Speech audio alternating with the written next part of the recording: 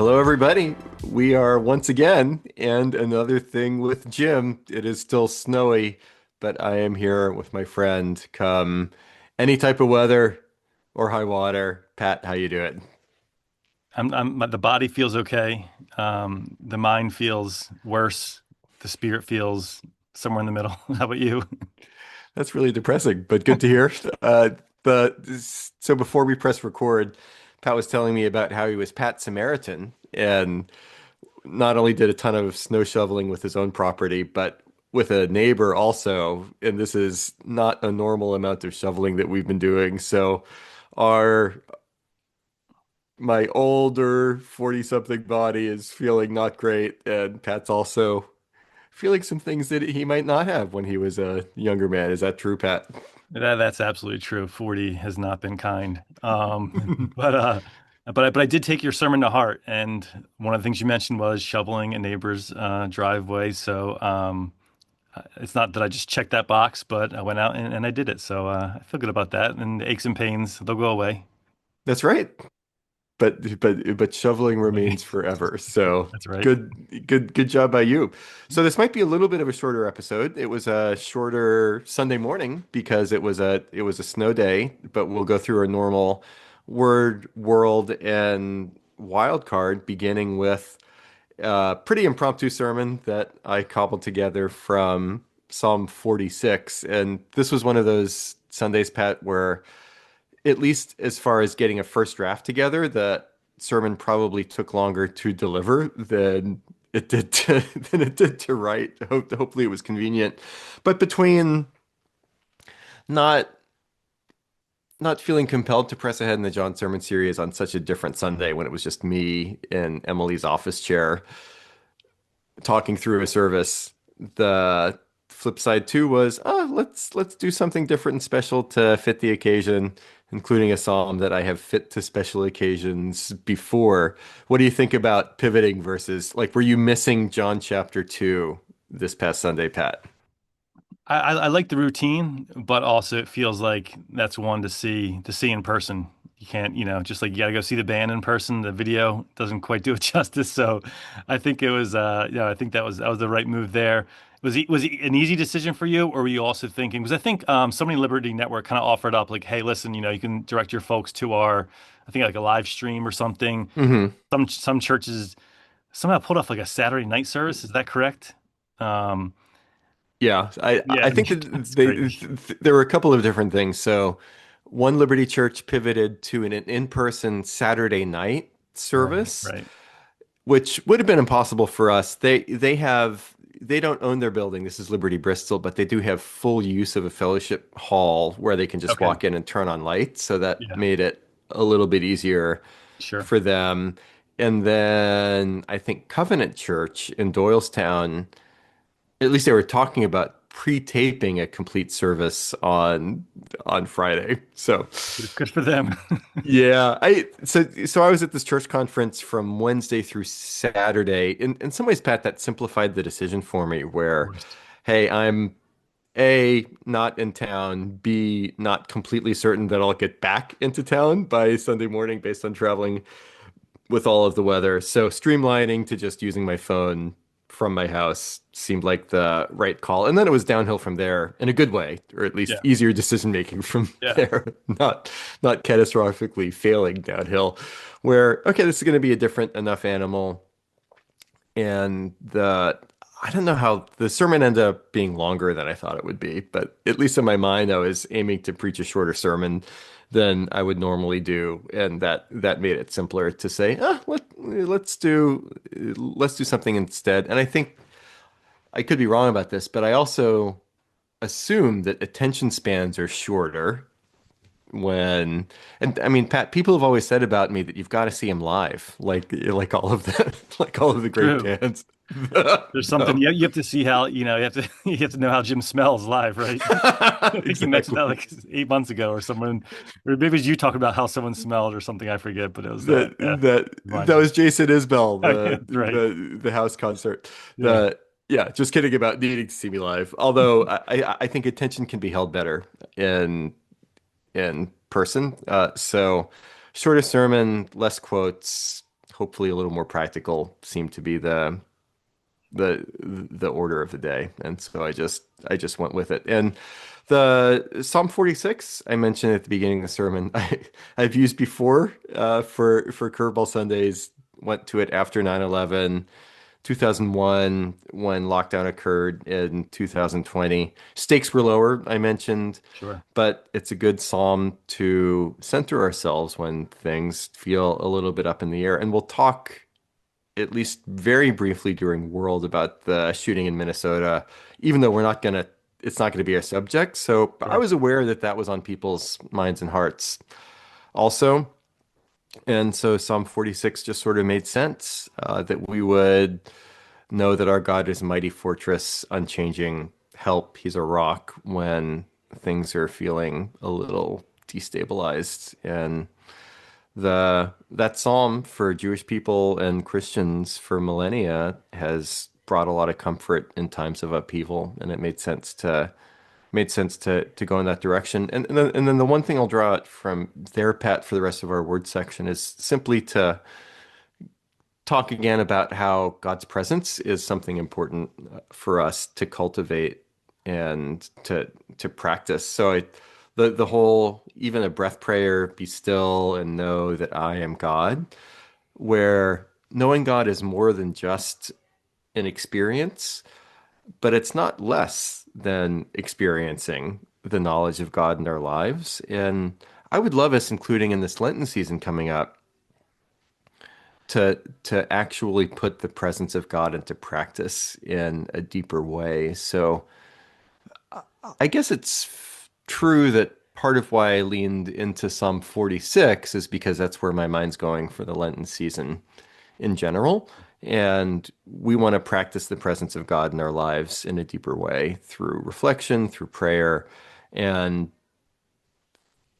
Pat, I don't think for either of us, every day of our lives, we feel this ecstatic and visceral presence of God. But part of why we're followers of Jesus is that sometimes we do have that feeling, and it's awesome, and we can practice and cultivate it more. What do you think? Yeah, I think that's good. And it's a good timing to kind of like think about these things is when it's a time of like distress or worry. Um, Even for the fact of like taking your mind off it. Like I think not as like a distraction, which kind of sounds like too like productive, like, but what good is worrying? What good is, just thinking about something and letting yourself just really completely be like beaten down? Like, why not, search out God and his presence? Like, what better time than that, if no other time. Yeah, So, yeah. yeah. And so there's presence, and then also future anchored security where, hey, there is a new heavens and new earth coming. The instability of our present moment is not permanent, and there is something greater, deeper, more stable that we can found our lives on in the present, knowing that it gets better is not just a phrase that we can tell each other, but it's something that's actually deeply true. And Psalm 46 is a great pointer to that. Amen. Nailed it. Yeah. Fixed it. Yep. We just saved the world, and we're gonna do it all the more right now when we go into the world section. So standard disclaimer, the this is us thinking more or less off the cuff about what's going on in our world. So we ask as the give and take as we speak extemporaneously that there would be these words would be heard as tentative and not conclusive judgments. So if what we're saying doesn't make any sense to you at all, let us know and we'll talk more. And I'm happy to revise what I need to revise by way of opinions in this section. Briefly about the shooting in Minneapolis. I think I mentioned a couple minutes ago, Pat, that won't be the subject of this world section. I did mention it a couple times during the live stream this past Sunday, and it was one of the things that we prayed for during prayers of the people. The reason that I don't feel a giant pull to talk about it today is not because it's not a thing, it is, but the main reason for me, Pat, is that what's going on in Minneapolis, it doesn't seem controversial to me, specifically in the sense of I don't see wide divides about, there's always corners of internet and life where you get extreme opinions about different things, but I think most of us are kind of pretty horrified and sad and scared, both about the second shooting of an American citizen at the hands of federal troops and just the pressure cooker that seems to be going on. And for that reason, I don't have a ton to add. Just to say I'm sad and scared, just like everybody else. And the other thought that I had here is to, if people would look to resources from Liberty Collingswood, from the Bible, from the Gospel, last Lent, I preached a whole sermon series for Lent on lament. And I think what has gone on in Minneapolis is something that we can and should lament. So if you want some resources from our church, go back to those sermons. And I think those were the solo and another thing with Jim pods at that point. But yeah, there's the Bible is not silent in many different ways when it comes to something like this, but including it gives us resources where we don't just have to sit in our fear and sadness, but we can move towards lament in a season where it feels necessary. So yeah, thoughts about what we weren't going to talk about, Pat, one way or another. Yeah, I really don't have anything to add to what you said. I think that was very well said. And except that yeah, it's just horrifying, obviously. There's different people who've come down on different sides of like, immigration and that, we don't need to get into all that. But this guy, was basically, shot in the back numerous times.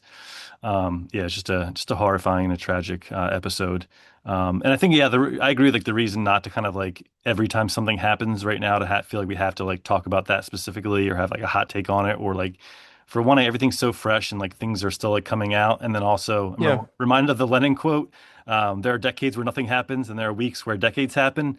And I feel Hmm. like we're in like one of those right now where there's just like a barrage of stuff happening that's kind of can be overwhelming to kind of have to feel like you need to discuss every current event or everything that's happening. I think, there's some wisdom to kind of not getting into that cycle of, every week. Not that we're like hysterical with things happening, but Hmm. I think is a time for more contemplation and maybe talk about something else that's not the things that are, popping off that are still developing. Yeah. Yeah. And I think there's space. This is the last thing I'll say about what the thing that we're not going to talk about. Right. I think there's an opportunity for Christians in situations like this, both to practice wise engagement and wise disengagement, and both of those things are important. So, as somebody feels led to engage, advocate, work for quote unquote work for change, uh, there's certainly avenue and aperture to do something like that, including vis-a-vis Minneapolis.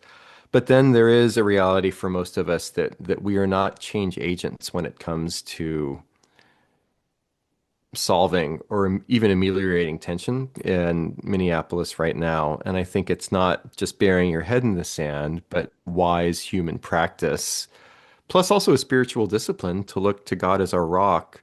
That if God is judge, one of the things that God being judge is designed to foster within us is a sense of freedom that we don't have to be judge, jury, and executioner on every event going on in the world. That's not our calling or capacity to do so. So there is a non-avoidant disengagement that we can practice in a time like this. And at least part of our response should be in that direction, or we're just going to be chewed up, anxious, sad, horrified, scared, and angry all the time with no outlet or agency to do anything about it. So we can practice the presence of God in those directions as well. Agree. And now we move on to the official You're right. world segment, which kind of ties into what It what does. you just mentioned is so Jim, true or false? having a deep friendship with someone you have deep disagreements on serious issues is okay, is the first question.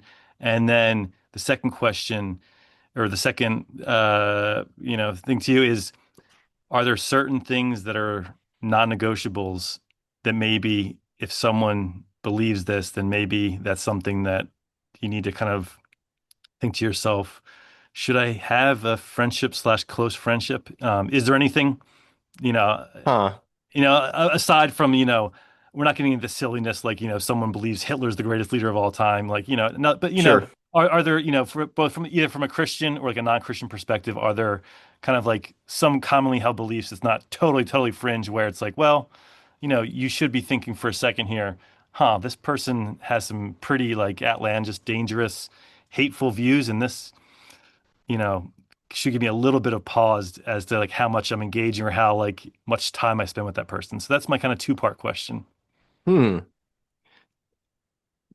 Pat, you gave me the first part of that question ahead of time. So Yeah, it's Jim let on the fly. let me talk about both. The so is it good to have friends across spectrum of belief? Yes. And the first time in my memory when my radar pinged that made me think, huh, we're entering a different era was my brother's wedding in, I think it was 2008. So the I Clara rolled her eyes when I said in a recent sermon that when I made a Taylor Swift reference that every wedding is an Eras tour where you get people together from all these different eras of one's life at a True. wedding. I stand by that reference. I think that's absolutely true. Clara will experience that later on. So my brother's wedding, he's my younger brother. Lots of friends from New Orleans, where we grew up, but then also friends from college, his mostly his college and his wife's college and all these different folks. And there was a guy and a girl that my brother and I and our high school friends from that sphere, and a gal from Mark's wife's world that seemed to be clicking relationally, and so all the questions were, hey, like, are you gonna keep in touch after this wedding? It seems like there's like you have something going here. This is exciting. And the word filtered back that, and this does feel like high school all over again. We were grown men and women, but weddings happen. And word filtered back from the bride's party that the woman was a thanks but no thanks to this guy. And the reason that she wasn't interested in pursuing any type of relationship with him was that he was a Republican. Ooh. And at the time, this was hour four of the reception that wasn't the most considered that I've seen my brother's friend group be to a response. But I did file it away to the point that I'm talking about on a podcast Yeah. 15 years later, Hmm. where it was until that point, I was not aware of any potential romantic relationship that for which being on a different side of the political aisle was a non-starter. And does that mean that politics have never been an issue in relationships, including romantic ones, before 2008? No, but the flip side is the being able, saying on the other hand, I'm not even going to entertain having any type of friendship and romantic relationship with this person because we're I'm a Democrat and the other person's a Republican. That was new, and whether other people would put pins in different years, that's certainly the case today, where it's been statistically shown, again, to use marriage as a proxy for what we're talking about here, the the people's willingness to marry across the aisle is at an all-time low, where in previous generations it was pretty commonplace to it, mores and customs change. So in previous, my parents who grew up in Protestant Western Pennsylvania, if if they were thinking about either of them marrying a Roman Catholic, that would have been an absolute deal breaker, family scandal. But I don't think I can't see any of my grandparents asking my parents about my mom or my dad, well, is he a Democrat or a Republican? It wouldn't have come up. But those are the sorts of things now. And I think that's true more generally of friendships. But simply to observe there are, and I will get to your part two, Pat, but the Just stalling there right are now. No. they're just kind of, limbering up before I start shoveling. The there are benefits of friendships across disagreements and distance, and I'll just throw out a couple of things that I think should be pretty obvious. One, having people being in dialogue with people that disagree with you are a wonderful way of refining one's own ideas.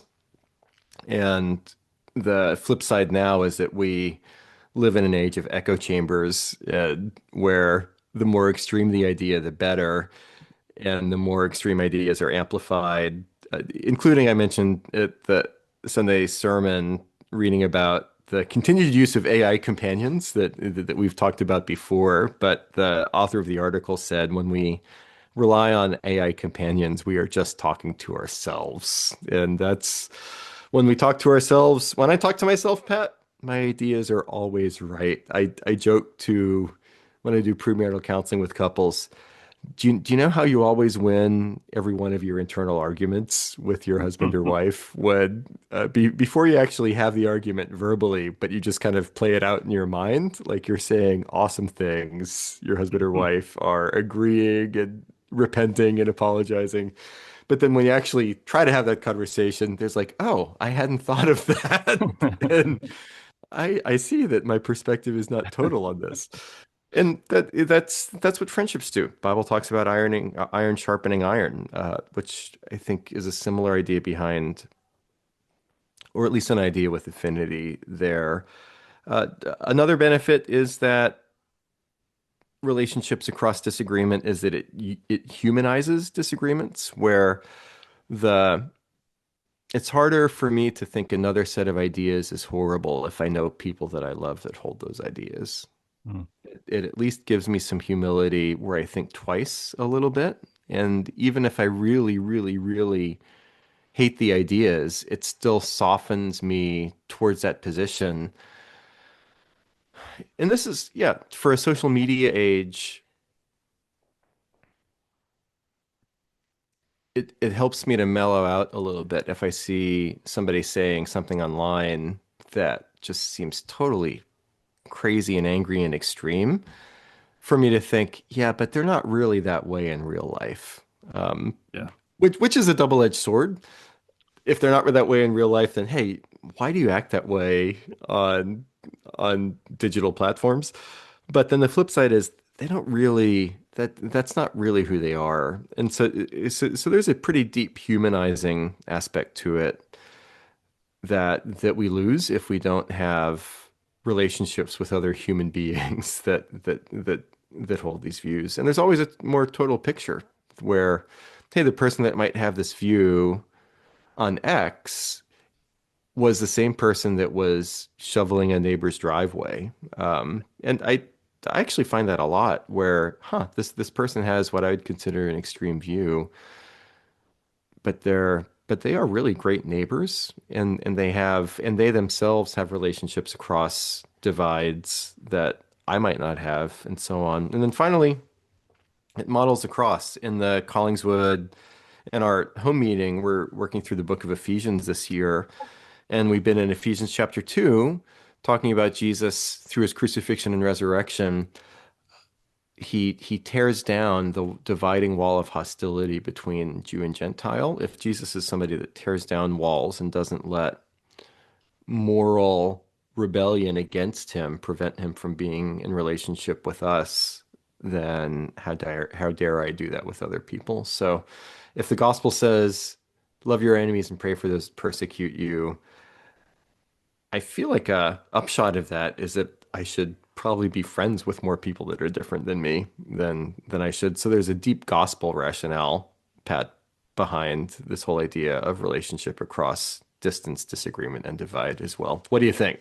Are you a true or false to that question? Yeah, I'm absolutely true, and almost like encouraging it. Like I'm kind of get excited when I'm, Yeah. becoming friendly, or when I find out friends have like different beliefs, or maybe something I didn't really know about them. You know, like the spice of life. It makes things more interesting. Like who wants to have like boring echo chamber where you hear like your own? Like sometimes for me, if I like have something I believe in an argument and someone else says it, I'm like, ugh, just like hearing my own self again is terrible. So sometimes I do like, even if I kind of don't agree with it, I like hearing kind of different perspectives. Yeah. Um, and then also you could also possibly like convince that person either just by talking with them or kind of just being like a good friend or having good values or in the case of Christian like displaying Christian values of like mercy, justice. You could Hmm. convince them of some of your the way you view some things. um Whether or not how often that happens, who knows. Yeah. um so I think that's that. And then also like that person could change their views on certain things, so for you to kind of like not really be friends with someone or be close with someone because they have a couple different views, like, well, what if in a couple of years they change those views, but you had already written off that person? Like that seems like a Yeah. missed opportunity. And then kind of like the main thing is also like you said, even if they on social media have some really nasty things they say or kind of like getting out of their system, it's only generally a small part of that person. And a lot of times that person could, have a lot of good in them. So yeah, I'm a strong thing where, I never really liked it when someone said, like, oh, I can't believe this person, um, you know, you like not this straightforward, but that you'd like, interact with them, or you're still friends with them, or you still talk to them, like, they think this or that or the other thing. Like, I don't really buy that ever.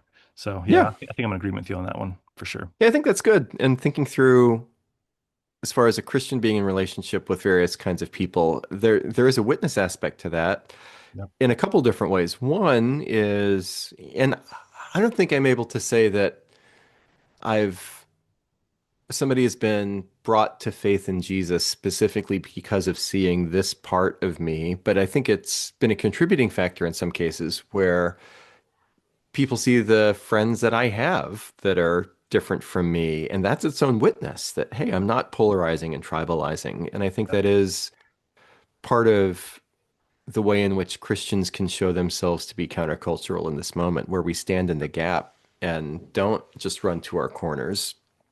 And then the whole idea of Jesus calling his church, you are the light of the world, that presupposes darkness outside. And Jesus doesn't caveat you are the light of the world unless you're with people that are dark. No, it's the opposite. Jesus assumes that. So for us to say, okay, I'll be light to the world as long as everybody else around me is already light, fundamentally misunderstands the call of the gospel for relational engagement. So I agree. Pat number two, I'll And say and that's more like the other one was more like a 92 mile an hour fastball down the middle. This is more like a slider in the dirt. So, it's just one of those things that kind of, I was thinking about, like are there like, quote unquote like limits or, yeah. any type of like guardrails to any like that type of thing. But so, spend as less or as much time as you would in your response as you want to. It was more kind of like an add-on at the end. Fair. I'll say two things both for people's food for further thought. Sure. One is the